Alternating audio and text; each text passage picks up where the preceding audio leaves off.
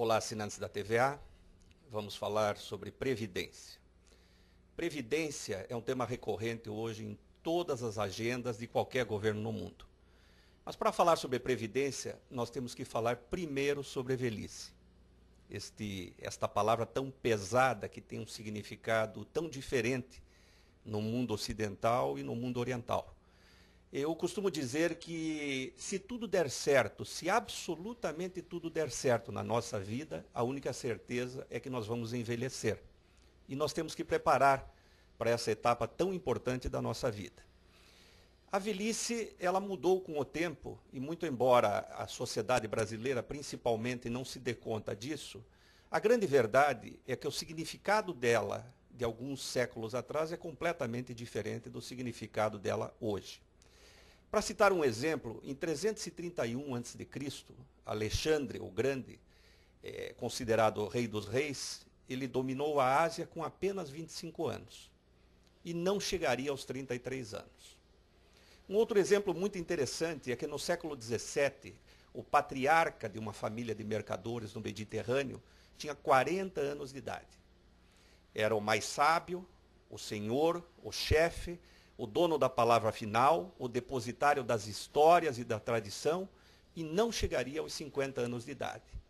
E hoje, quem tem 50 anos de idade?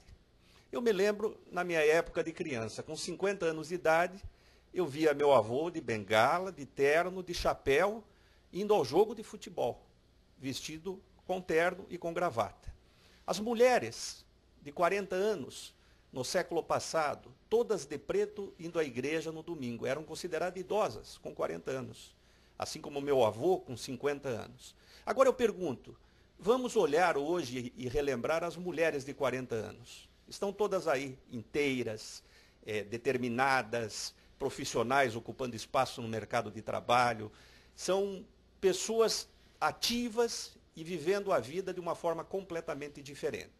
E mesmo aqueles homens com 50 anos de idade, eu costumo olhar sempre e ver pessoas com 50 anos de idade usando jeans e tênis no pé, algo impensável no século passado. Pois é, a velhice mudou. Hoje nós não sabemos nem quando ela começa. Para se ter uma ideia, contam os ingleses que a rainha costumava enviar uma carta de congratulações às pessoas que atingiam os 100 anos de idade. E que este procedimento caiu em desuso frente às inúmeras pessoas que no Reino Unido atingiam essa idade, principalmente na última década.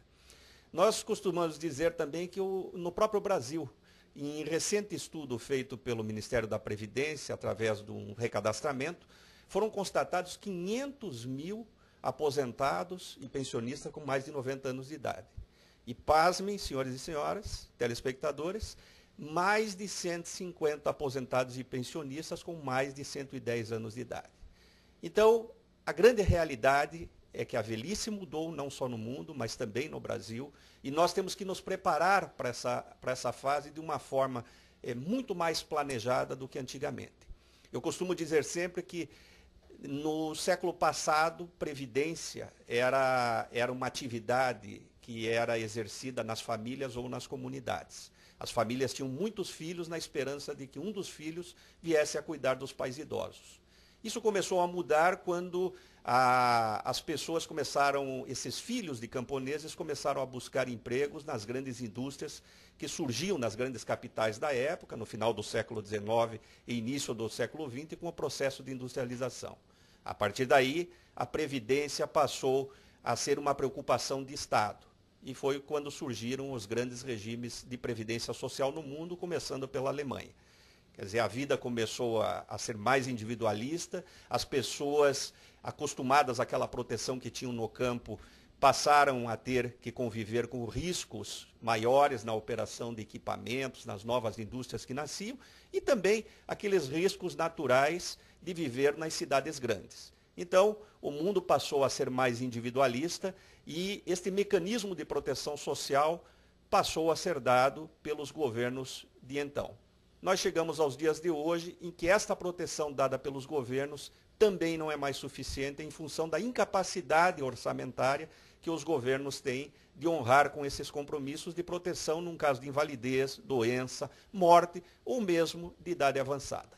Diante desta dificuldade dos governos proverem previdência social, é que cresce com muita intensidade a previdência privada, não só no Brasil, mas em todo o mundo. Na próxima semana, nós voltaremos para falar disso.